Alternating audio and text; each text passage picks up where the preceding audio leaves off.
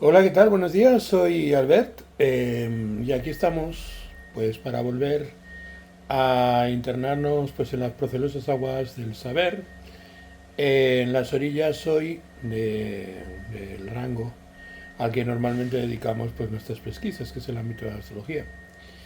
Entonces voy a empezar con la cuestión, que no es clickbait, propia del título de este vídeo, y me voy a meter directamente entrando en materia. No va a ser un vídeo largo, y puede que alguien se desanime en cuanto empiece a hablar en términos psicoanalíticos, justamente al principio de esta intervención, justamente al principio de este vídeo. Pero veréis que rápidamente voy a entrar en materia. Simplemente se trata de un preámbulo que estimo que es un preámbulo necesario. Muy bien, ¿cuál es la relación que en Lacan tiene el fantasma con la fantasía? ¿Verdad que parece algo extraño, distinto, que no tiene aparentemente ningún punto de concomitancia con la materia que anuncia el título? Bueno, ahora veréis. En la teoría de Lacan, el fantasma y la fantasía están íntimamente relacionados, pero no son lo mismo. De hecho, Lacan distingue claramente entre ambos conceptos, aunque en francés ambos pueden expresarse con la palabra fantasma. Veamos cómo se articulan. La fantasía, en un sentido general, es una construcción imaginaria, todos tenemos fantasías, de hecho vivimos en una fantasía, a través de la cual el sujeto intenta dar sentido a su deseo. Tiene una estructura narrativa que ubica al sujeto en relación con un objeto. Freud ya hablaba de esas escenas fantasmáticas como respuestas a una situación traumática o a un deseo inconsciente. Por ejemplo, una fantasía típica podría ser: soy llamado por todos cuando me sacrifico, o cuando fracaso recibo atención. Fijaos que estos son pautas que resuenan muchísimo en las intervenciones cuando nosotros estamos mencionando aspectos muy sensibles de la carta. Para Lacan, sin embargo, el fantasma fundamental es una estructura más estable y profunda que la fantasía. Es una formulación estructural del deseo inconsciente y se expresa en la famosa fórmula lacaniana S barrada, diamante A, ¿no? Que es la S barrada representa al sujeto atravesado por el lenguaje, el diamante representa los anges o la, la melancolía, indica una relación posible pero no una relación directa, y A es el objeto A, el objeto causa del deseo.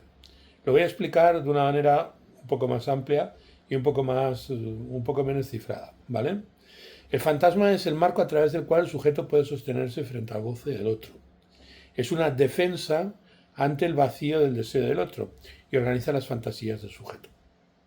En resumen, la fantasía es una escena imaginaria que es una narrativa del deseo. Y su función es dar sentido al deseo y sostener una imagen de sí. El fantasma, sin embargo, es una estructura inconsciente del deseo. Y es el sostén estructural del deseo. Sostiene al deseo como una defensa ante el goce del otro. Muy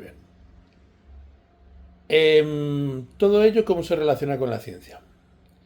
Pues es que no basta con llamarse ciencia para ser ciencia. La ciencia no es. La ciencia no alcanza, es impotente. Y vamos a explicar por qué. La ciencia, para poderse llamar ciencia, necesita otro nombre. El nombre lo adquiere a través de un objeto al que le roba la vida, y entonces, para disimular su banalidad, se intitula biología, logos de bios, hablar de vida; física, logos de physis, hablar de la naturaleza; o astronomía, logos de astros, hablar de astros, astrología. La ciencia, para poder sostenerse como tal, necesita de una articulación simbólica que le confiera legitimidad y le otorgue un nombre. ¿Os suena eso en relación con lo que estábamos comentando, el fantasma y la fantasía? Y todo ello por la misma razón que el deseo no nos vale, por la misma razón que nosotros necesitamos construir una fantasía para sostener el deseo. Porque la ciencia, al igual que el deseo, no se basta a sí misma. Su estructura no es cerrada ni autosuficiente, sino que se define a partir de un objeto al que intenta capturar en su red de significación. Básicamente la ciencia funciona en este sentido como un vampiro. Podríamos decir que la ciencia es impotente en la medida en que nunca alcanza plenamente su objeto. Siempre está en falta respecto a él. No puede poseerlo en su totalidad porque el objeto mismo es esquivo, se desliza, se fuga en el acto mismo de ser aprendido. De ahí que la ciencia necesite continuamente nombrarse a través de algo externo a ella. Por ejemplo, la biología, la física, la astronomía, como estábamos diciendo. Y no hablamos de ciencia. La ciencia no es nada. La ciencia o es biología, o es astronomía, o es biología, o es cristalografía, o es un amplio rango y además muy variopinto y además eh, clasificatoriamente vincula elementos muy heterogéneos y con funciones muy diversas. Entonces, en cada caso, la ciencia se viste con el objeto de su estudio, como si al apropiarse de él pudiera disimular su propia consistencia, ¿no? La ciencia no es ciencia de nada. Si estamos hablando si estamos hablando, por ejemplo, de las partículas elementales, pues no estamos hablando de ciencia, estamos hablando de física cuántica. Si estamos hablando, por ejemplo, de la transmisión de la información intergeneracionalmente a través de las formas vivas, no, es que no estamos hablando de ciencia. No estamos hablando de ciencia porque eso nada tiene en común con lo que estábamos comentando antes. Estamos hablando de biología. Estamos hablando de genética. ¿Mm? Si la ciencia vale tanto para los asuntos relativos a los agujeros negros como a los agujeros de gusano, si sirve tanto para hablar de los capullos de las mariposas como para hablar de las matrices geométricas. Si lo pensamos desde una perspectiva lacaniana, la ciencia opera dentro del orden simbólico, intentando reducir lo real a un sistema de signos. Sin embargo, lo real no es reductible a la ciencia, sino que se presenta en sus fallas, en sus límites, en aquello que la ciencia no logra decir. En ese sentido, la ciencia no es más que un intento de estructurar un discurso en torno a lo inasible. Por tanto, es un fantasma que trata de capturar lo real en el entramado de sus significantes. Sin embargo, podríamos decir que la ciencia es el nombre que le damos al conocimiento en términos generales, y que lo que no es ciencia no es conocimiento y que por lo tanto todo que cabe dentro del campo del conocimiento, orquestado a través de un método, pues es categorizado en el orden de todas las ciencias de primer grado, ¿no? La biología, la, la, la física, la química y el resto de todas las ciencias particulares, ¿no? Pero la cuestión es que el conocimiento preexiste a la normalización de los métodos científicos. Es decir, no existe, la ciencia no es el epítome del conocimiento. La magia, por ejemplo, tiene otras características. La magia es consistente con el objeto. El objeto es su atributo. La ciencia hay que tener en cuenta, sin embargo, la magia es consistente con el objeto porque no lo separa de su esencia. Es otra forma de conocimiento, es una forma de conocimiento directa. No escatima las bases del conocimiento, ni siquiera las reglas del método científico. Las utiliza. Las utiliza. Lo que pasa es que no se ciñe a ellas. Las describe como elemento probatorio, no como base esencial que le confiera consistencia. En la magia, el objeto es su significado mismo. Y no hay una brecha entre el signo y la cosa. En otras palabras, en la imagen, en la magia, el lenguaje y lo real coinciden. El nombre de algo participa de su naturaleza, lo convoca, lo activa. La ciencia, en cambio, desvincula el objeto de su esencia, lo despoja de su atributo y lo reduce a un concepto dentro de un sistema abstracto. Es decir, chupa su energía, lo devora, se nutre de su sustancia.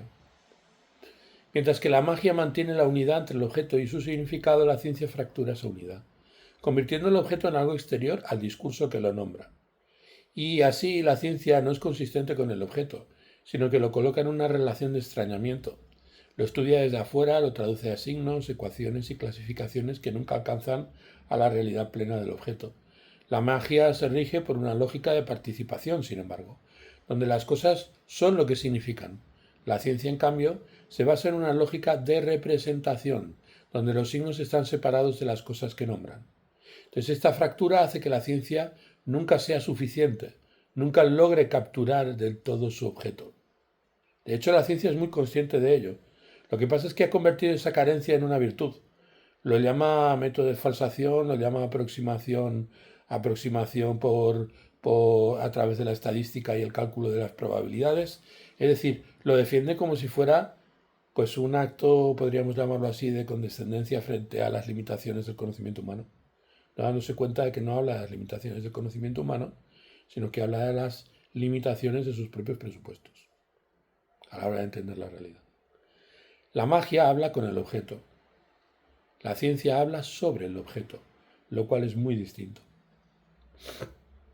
Por eso la magia no necesita otro nombre, porque su relación con el objeto es inmediata.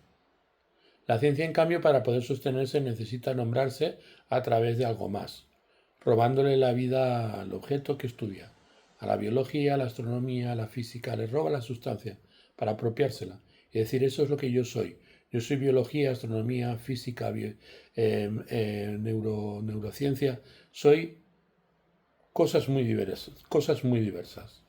Tomo de ellas su esencia. La ciencia es siempre derivativa, porque su conocimiento se construye sobre la base de un objeto que le es ajeno y que solo puede abordar mediante modelos, teorías y convenciones lingüísticas. En última instancia, la magia es ontológica, porque parte de la unidad entre el ser y su atributo. La ciencia es epistemológica, porque su acceso a la realidad está siempre mediado por estructuras simbólicas que intentan traducir a lo real un orden racional. Y esto abre una pregunta clave. ¿Cuál es el límite de la ciencia?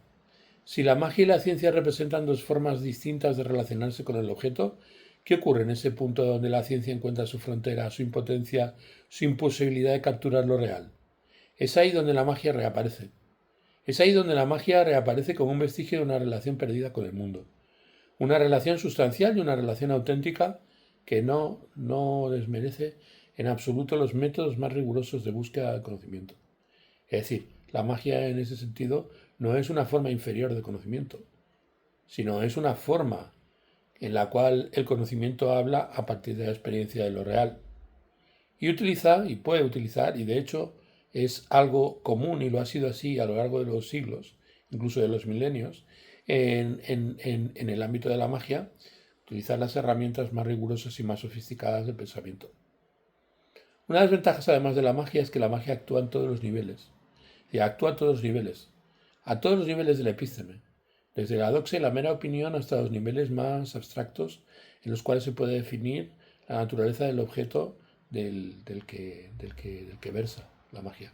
La magia es pues muy sofisticada en sus niveles más profundos o más superficial en sus niveles pues más cotidianos. Además, todos hacemos magia. Y ese detalle es una cosa que convendría tener en cuenta. Nosotros hacemos magia, por ejemplo, cuando tomamos nuestro celular y le enviamos dinero a nuestra madre, ¿no? Cuando hacemos un bizum, ¿de acuerdo? Pues ahí estamos haciendo magia.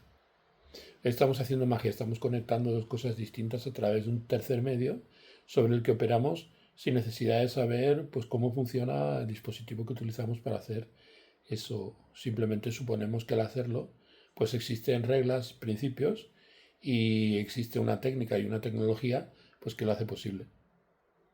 Pero no nos paramos a pensar, ni eso nos limita en absoluto para utilizar Bizum y hacer una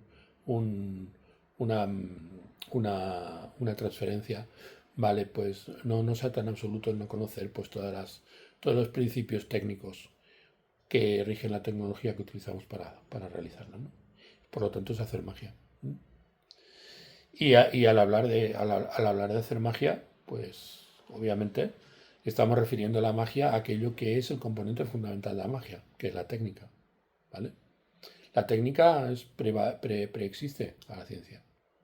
Y de hecho, la técnica es trascendente a la acción del conocimiento del cual se arroga arbitrariamente la ciencia.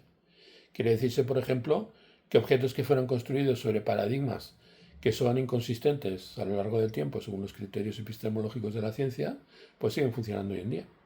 Es decir, una clepsidra, por ejemplo, que es un reloj de agua, una clepsidra, de las que utilizaban los egipcios en el año 3000 antes de Cristo, pues hoy en día siguen funcionando. Es tecnología. Tecnología creada a partir de un paradigma que para la ciencia es un paradigma inconsistente con el paradigma que está en vigor en la actualidad. Sin embargo, pues la técnica sigue funcionando. Aunque la ciencia en función de la cual pues fue desarrollada, pues ya aparentemente pues esté obsoleta, ¿vale? Y lo mismo pasa con otras muchas cosas. O sea, nosotros, por ejemplo, cuando queremos subir un saco al tercer piso, seguimos usando un polipasto. ¿Mm? O un seguimos usando una soga atada a un resorte y ese resorte pues hace que un saco de muchos kilos los pueda ascender hasta lo más alto a alguien que no sería en ningún caso capaz de moverlo ni un centímetro sobre el suelo. Y eso, pues bueno, pues es un principio de mecánica, ese principio de mecánica es tecnología. La ciencia, en teoría, que fue utilizada para construir ese ingenio, ¿vale? Pues está supuestamente obsoleta, pero la técnica sigue siendo eficaz. Seguimos utilizándola hoy en día. Y a lo mejor, según nuestro sistema, pues es más difícil de explicar los principios que recoge pues la comprensión de esos resortes de lo que lo era entonces. ¿Mm? Quiere decirse que la ciencia no equivale el hecho de que desterremos a la ciencia de nuestro horizonte vital el que volvamos a las cavernas. No, no, no. Al contrario, estamos en las cavernas cuando aplicamos la ciencia como un elemento que sirve para categorizar un orden que es básicamente el orden del poder. ¿Vale? El orden del poder. Entonces, el tema es, y vamos a seguir profundizando en ello, ¿qué es lo que nace de la magia, ¿no? De la magia nace la música, nace la medicina, nace la matemática, nace la geometría, nace la astrología, nace la alquimia y nacen también todas las ciencias, incluso. O sea, todos los campos del conocimiento en los que la ciencia se hace dueña, todos surgieron de la magia. Incluso de la magia nace la gracia. O sea, todo también lo que está orquestado por la experiencia de lo trascendental, de lo divino, también nace de la magia. Todas estas cosas que estoy mencionando existían antes de la ciencia. Vaciar de magia a la magia y reducirse, por lo tanto, a cero, vaciar de magia a la magia y reducirse, por lo tanto, a sí misma a cero, eso es ciencia. Cuando la magia se vacía por completo de sentido y se convierte en algo estrictamente formal, entonces la magia se convirtió en ciencia. Por lo tanto, la ciencia nació y como nació dice, soy naturaleza. Muy bien, la ciencia al nacer se proclama naturaleza, pero en realidad es el acto mismo de separarse de ella, de fracturar la unidad entre el saber y el ser. Es un discurso que se construye sobre la negación de su propio origen, que es la magia. La magia es anterior porque no necesita justificar su existencia, simplemente es. Es un modo de habitar el mundo en el que el significado y la cosa no están escindidos. De la magia nacen la música, como decía, la medicina, la matemática, la geometría. Todos son formas de participación. Todas son formas de resonancia con lo real. Frente a esas experiencias, el cuerpo de las cosas, aquello con lo que nos relacionamos, hace vibrar una membrana. Y esa membrana, esa vibración, es lo que describe la magia, es lo que es en sí la magia. Pero cuando la ciencia surge lo hace como un acto de negación. Se instituye sobre el despojo de lo mágico, vaciándolo de su potencia y reduciendo al objeto a su descripción, a su representación abstracta.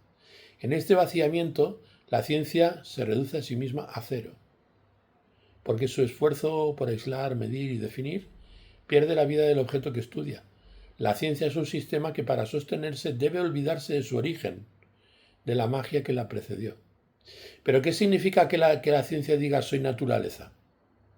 Pues bueno, pues eso es claramente una declaración paradójica, porque en el mismo acto de afirmarse como naturaleza se aparta de ella. La naturaleza no se dice a sí misma soy naturaleza, ni tampoco la naturaleza dice soy naturaleza a los demás. La naturaleza no pierde el tiempo haciéndose notar, simplemente se despliega. La ciencia, en cambio, necesita nombrarse, distinguirse y diferenciarse. Dice soy naturaleza, pero en realidad es el artificio de la naturaleza, su fragmentación en modelos, datos y ecuaciones. Y esto nos lleva a una pregunta inquietante. Si la ciencia ha nacido como negación de la magia, ¿qué ocurre cuando la ciencia misma se enfrenta a sus propios límites? Cuando se encuentra con lo inexplicable, con lo que no puede reducir a número o concepto. Muy bien. Tal vez ahí en sus propias grietas la magia pueda retornar. Y efectivamente retorna. Porque cuando el científico se da cuenta de que hay cosas a las que no puede enfrentar, rápidamente apela pues al poder de la revelación. Y sobre todo acude a un expediente que es el mecanismo a través del cual, el fantasma, el mecanismo a través del cual se defiende, es la estructura de pensamiento que le sirve para proteger pues, su propia fantasía o su deseo, que es el dogma. El dogma. Ese punto es muy importante. Entonces, en resumidas cuentas, ¿por qué la ciencia es un fantasma y no una fantasía? Muy bien, la ciencia es un fantasma y no una fantasía porque la fantasía es una escena imaginaria donde el sujeto encuentra satisfacción simbólica, donde puede representarse a sí mismo deseando o siendo deseado. Cuando, por ejemplo, nosotros nos autoeroticamos, los seres humanos que también cumplimos esa función, o cuando mantenemos un interludio erótico con alguien que nos excita, nuestra fantasía cumple la función, a través de esa escena imaginaria, de representarse uno mismo deseando o siendo deseado. Es decir, alimentando o enfatizando la experiencia que uno está teniendo en relación con el mundo. Es móvil, por lo tanto, es múltiple, es narrativa y tiene una estructura de relato. Yo puedo relatar mi fantasía y está al servicio de tapar la falta, de sostener una imagen de completud. En psicoanálisis la fantasía es el como sí del deseo. Es una metáfora que extiende nuestra experiencia de lo real y enriquece la interacción que mantenemos con las cosas, dándoles una dimensión en la cual somos significativos más allá del mero hecho de ser puros objetos transaccionales. Nos personaliza, nos da una identidad. Eso traspolado a la ciencia tiene una condición muy pobre, tiene una condición muy triste, que es la frase la ciencia me salvará. Por ejemplo, seré reconocido por descubrir la verdad. El universo tiene leyes y todo encierra un sentido. Todo eso son máximas fantasiosas. Son fantasías que introducen al hombre dentro del esquema de todas las cosas, pretendiéndole dar un sentido, colocando al hombre en el centro del universo. Eso es una fantasía. Es una pantalla simbólica para sostener al sujeto frente a lo real que no se puede decir. Y en cierto sentido es una fantasía cuando la emite la ciencia esquizoide. ¿Por qué? Porque cuando yo mantengo un interludio erótico y vivo en el interludio erótico, pues en mis proyecciones, una experiencia fantasmática, yo soy plenamente consciente de que la estoy viviendo. Sé que eso está amplificando el deseo y me está convirtiendo de un ser biológico, de un ser físico interactuando con otro ser físico, pues un ser divino. Pero soy perfectamente consciente del dispositivo mental. Sin embargo, la ciencia no, la ciencia se cree su propio delirio. Si realmente cree que la ciencia puede salvar, la ciencia realmente cree que la ciencia puede salvar.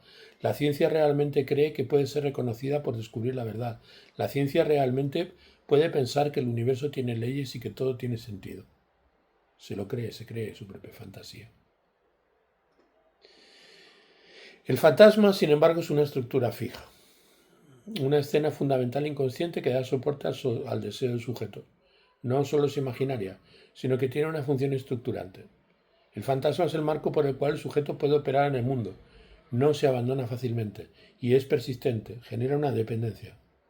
Para nosotros entender la diferencia que hay entre una fantasía y un fantasma, pues por ejemplo, hablando de interludio erótico, cuando yo mantengo una relación tanto conmigo mismo como con el otro y necesito dotarle de un sentido trascendental, acudo a una narrativa en la que yo soy protagonista y mi deseo y el deseo del otro se convierten en algo que mutuamente se interpenetra, ¿vale? Generando la sensación, sirve para proteger mi deseo y también para estimularlo, ¿vale? Bien, es como si dijera, la fantasía es, por ejemplo, una narrativa flotante. Aunque sea recurrente y la veamos una y otra vez y paulatinamente venga a nuestra imaginación, pues en muchos interludios, incluso con gente diferente, a pesar de su recurrencia, es un esquema libre narrativo, que al final se convierte en un modo de justificación, como estábamos viendo, en relación con la ciencia, ¿vale? El fantasma es algo muy distinto. El fantasma dentro de la fantasía es aquella imagen a la que yo siempre acudo. Es decir, independientemente de que me esté relacionando con uno, me esté relacionando con otro, la naturaleza de la fantasía. El fantasma es esa imagen persistente que le da estructura.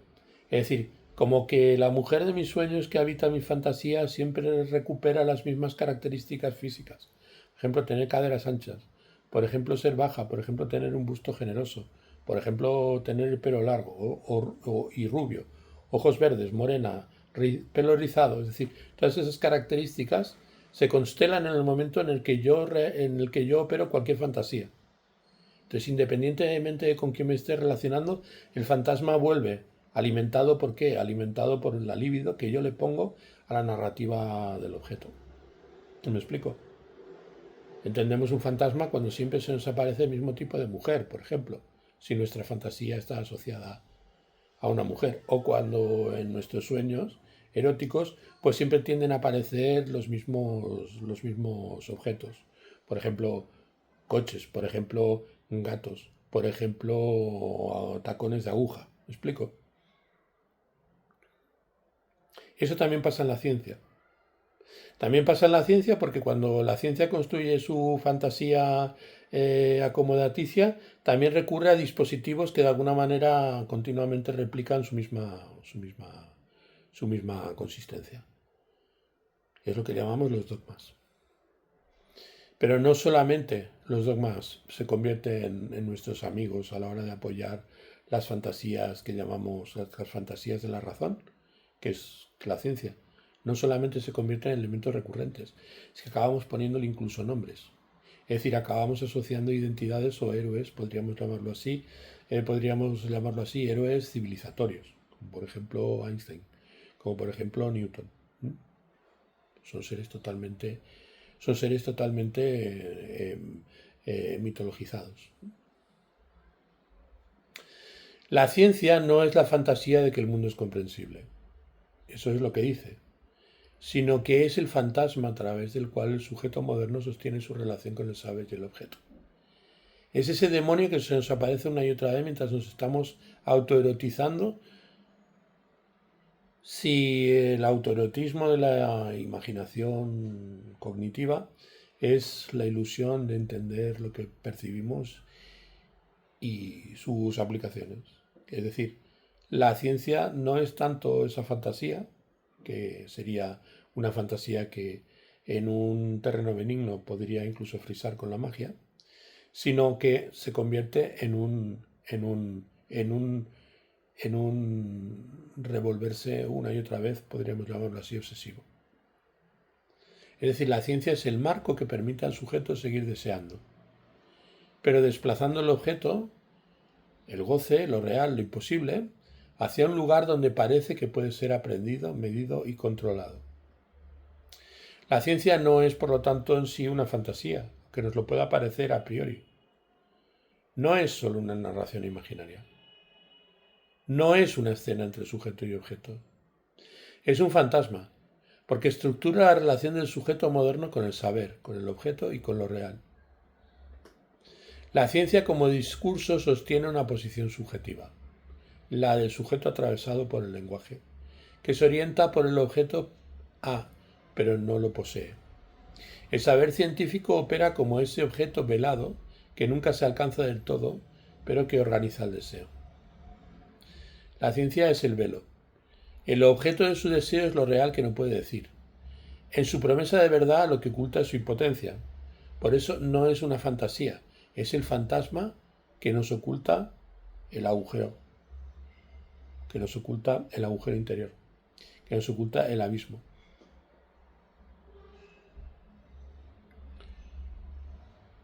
Desde el lado clínico del sujeto neurótico que se refugia en el saber, ¿qué podríamos decir acerca de la ciencia? El sujeto neurótico, tanto el obsesivo como el histérico, se caracteriza por sostenerse en una relación fantasmática con el saber. En general, quien apela a la ciencia, ese campo divulgativo, ese campo transversal a todos los objetos de las ciencias primarias, de las que hablábamos antes, la biología, la física, etc., etc., desde esa perspectiva, la actitud del sujeto es la actitud del neurótico. Ya hemos visto, el neurótico puede ser obsesivo o puede ser histérico.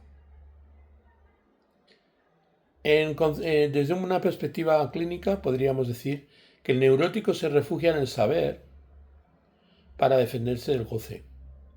El saber se convierte en una pantalla, el saber se convierte en un velo ante lo real insoportable. No quiere saber todo. Lo que busca el que apela a la ciencia no quiere saber todo, quiere solamente saber lo suficiente para no tener que encontrarse con el núcleo de la angustia. Es como si yo quiero saber acerca del lobo, pero quiero saber acerca del lobo para conocer sus costumbres y poderlo evitar, para así no tener que enfrentarme en ningún caso a él. Se trata de un conocimiento preventivo. Yo no quiero enfrentar la circunstancia del conocimiento que podría ponerme en peligro. Yo quiero el conocimiento para preservar el lugar en donde me encuentro, para preservar mi propia seguridad, para preservar mi propio espacio de contención. Esa es la principal actitud del hombre contemporáneo frente al saber. El saber me libra de lo inopinado, me libra de lo extraordinario, me libra de lo aterrador, de la manifestación que podría ponerme en peligro. Esto tiene una duplicidad. Por un lado tiene un lado obsesivo. El sujeto que acumula libros, teorías, datos, busca siempre un poco más de certeza, pero nunca actúa. Implica necesariamente también el diferir la acción. ¿Por qué? Porque actuar le quitaría a la ciencia principalmente su función preservativa. Porque actuar sería confrontarse con el deseo, con la castración, con lo que no se puede saber del todo. Y precisamente lo que persigue el conocer es tener la posibilidad de poder evitar el enfrentar el abismo. Tengo un mapa para no ir hasta el lugar en donde sé que me encontraría con mi propia némesis, con mi propia destrucción. La ciencia, en el neurótico, funciona como un fantasma, un marco que lo sostiene para no caer al vacío. También tenemos otra dimensión, no solamente la dimensión obsesiva, tenemos la histérica. Es decir, en la histérica, el neurótico, ¿de acuerdo? El neurótico interroga al saber, lo provoca. Se ofrece como objeto en falta para que el otro, el científico, el analista o el maestro, produzca saber. Es decir, la opción del histérico es ir al conocimiento a través de la traslación de la autoridad hacia una figura, pues que es la figura del científico. Pero no para saber realmente, sino para mantener vivo el deseo del otro, para continuar siendo complaciente a los principios pues, que rigen el esquema de la sociedad de pertenencia, al núcleo al que nosotros necesitamos adherirnos para continuar, para mantenernos incólumes ante la incertidumbre. En el neurótico, el saber científico, por lo tanto, opera como ese objeto que promete completud, que simula ofrecer el punto donde todo se ordena y donde todo tiene sentido. Pero es un fantasma porque no se trata del saber en sí, sino del deseo que lo sostiene, Y la ciencia aparece como ese lugar del otro supuesto saber, ese otro que lo sabe todo y del cual el neurótico espera una respuesta que nunca va a llegar. Entonces la ciencia organiza su posición subjetiva, lo mantiene girando en torno a una falta estructural que no puede nombrar. Cuando una persona está bajo ese síndrome y emite frases como las siguientes que vais a reconocer enseguida. Cuando entienda bien por qué me pasa eso, voy a cambiar. Quizás esto me pasa por una explicación genética, neurológica o histórica. ¿No habrá algún estudio nuevo que me diga por qué tengo esta angustia? Y la más importante de todas, necesito entender antes de sentir. Aquí estamos viendo claramente el entendimiento como una frontera frente a la experiencia directa del sentimiento, que es aquello que vela las fuentes de verdadero conocimiento. Todo esto no es fantasía, es el fantasma que sostiene su estructura. Y la ciencia, el saber empírico externo e impersonal, es la coartada perfecta para no encontrarse con el agujero del goce. En el neurótico moderno la ciencia no es simplemente un saber externo, es el nombre que toma su fantasma para no confrontarse con la castración. Para no tener que enfrentar el desastre tenemos la ciencia, que es como una especie de frontera o de preservativo que nos impide la contaminación. ¿La contaminación de qué? La contaminación de la incertidumbre.